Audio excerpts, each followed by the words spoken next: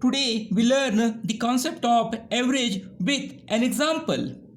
The average is also called as mean or arithmetic mean.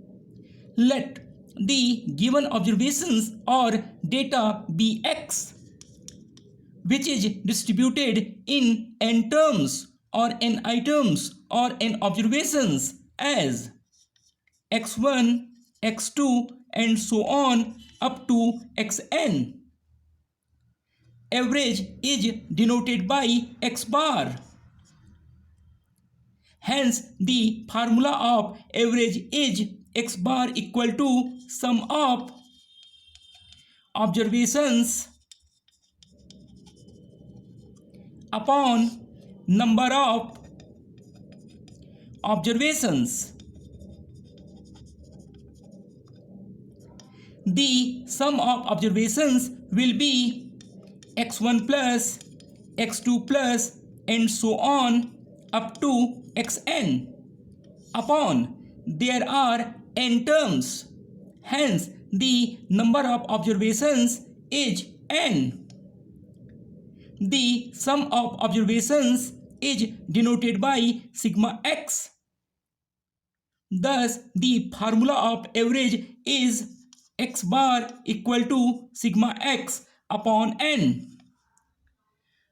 We will understand the average by an example.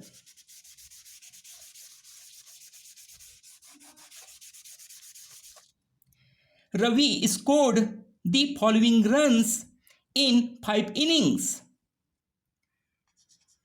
40 runs, 0 run, 15 runs, 35 runs and 110 runs. These are the runs scored by Ravi in 5 innings. Then what will be the average run scored by Ravi?